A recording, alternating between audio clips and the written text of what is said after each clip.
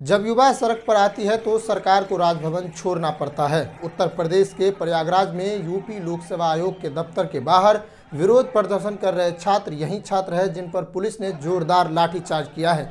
ये छात्र पीसीएस 2024 की प्री परीक्षा आरओ एआरओ की प्री परीक्षा को 2 दिन में कराए जाने का विरोध कर रहे हैं। मार्च में होने वाली ये यूपी पीसीएस परीक्षा टलते टलते दिसंबर में हो रही है। अब तक आयोग बहाना कर रही थी। अब आखिरी बार जब ये एग्जाम कराने की बात की भी तो कुछ ऐसे जिस पे विरोध शुरू हो गया। ये आयोग कब अपना काम ठीक से करेगी? छात्रों को पता है कि अलग अलग दिन एग्जाम होगा तो जाहिर तौर पर धांधली होगी। ऊपर से आयोग ने कहा है कि हम नॉर्मलाइजेशन का रूल भी अपनाएंगे। यही कारण है कि आज ये दिन देखना पड़ रहा है। इन छात्रों की मांग है कि परीक्षा एक ही दिन एक ही शिफ्ट में हो ताकि कोई धांधली ना हो पाए। नॉर्मलाइजेशन की प्रक्रिया में प्रश्न पत्र के हिसाब से अंकों को कम या ज़्यादा किया जाता है। मार्च में होने वाली ये परीक्षा लगातार टलते रही है। कोई न कोई बहाना आती है और ये परीक्षा टल जाती है और ये परीक्षा टलते टलते दिसंबर में होने जा रही है। और इसमें भी आयोग ने यह कहा है कि हम ये परीक्षा 2 दिनों में करेंगे और इसमें लगभग 4 पालियाँ होगी। जब पालियाँ अलग अलग होगी तो एग्ज़ाम में नॉर्मलाइजेशन की प्रक्रिया जाहिर तौर पे होगी और इसका विरोध इसी चीज़ को लेकर हो रहा है।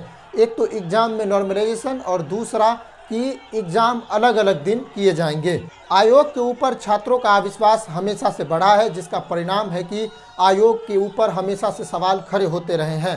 आयोग ने इन छात्रों को विश्वास दिलाने के लिए अब तक कोई ऐसा काम नहीं किया है जिससे छात्रों को विश्वास हो कि आयोग अच्छा कर रहा है। जब तक छात्र सड़क पर नहीं आते तब तक बात किसी को समझ में ही नहीं आती।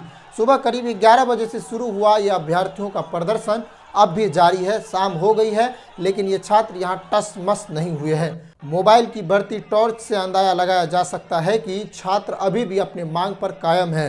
पुलिस के लाठीचार्ज का इस पर कोई असर नहीं है। अपनी मांग मंगवाने पर अड़े हैं। ये छात्र अभी भी इतने जोरों शोरों से प्रदर्शन कर रही है। छात्रों का मांग है कि हमारी मांग जल्दी मांग लिया जाए और सही तरीके से एग्जाम कराया जाए। अब नवंबर में जब छात्र आंदोलन कर रहे हैं और ये आंदोलन व्यापक हो रहा है तो अब जाहिर तौर पे ये एग्ज़ाम की डेट जो दिसंबर में होने वाली है वो भी कैंसिल होगी, क्योंकि इतने कम समय में सही तरीके से व्यवस्थित हो पाना मुमकिन नहीं है और फिर आयोग के ऊपर सवाल खड़े किए जाएंगे। लेकिन आयोग कोई भी काम ठीक से क्यों नहीं कर पाती है?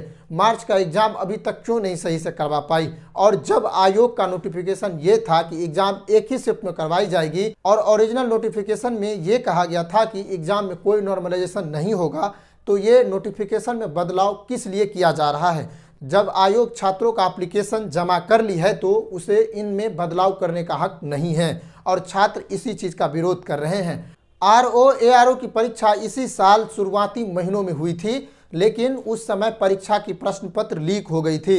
इसके बाद परीक्षा आयोग ने इस परीक्षा को रद्द कर दिया था। लेकिन सवाल ये उठता है कि परीक्षा लीक कब हुई और एग्ज़ाम कब हो रहा है? आरओ एआरओ का एग्ज़ाम 22 और 23 दिसंबर को की जानी है, ये आयोग कहती है। इसमें भी आयोग ने यही बात कही है कि हम परीक्षा को 2 दिनों में लेंगे और इसमें 3 शिफ्ट होगी। पहले दिन 2 शिफ्ट और दूसरे दिन 1 शिफ्ट होगी। लेकिन सवाल ये उठता है कि जब ये आयोग इस तरीके की चीज़ें लागू करेगी तो इसका क्या असर होगा? और उन्हीं का असर है कि ये चीज़ें अभी देखने को मिल रहा है।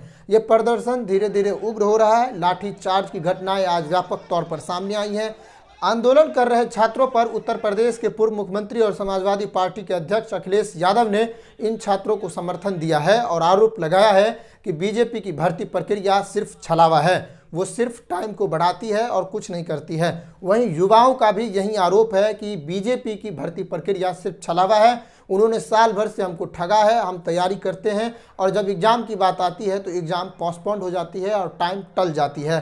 और इसी का परिणाम है कि ये एग्ज़ाम होते होते इस साल के दिसंबर में हो रही है, लेकिन अब ये भी नामुमकिन सी लग रही है कि दिसंबर में हो पाएगी।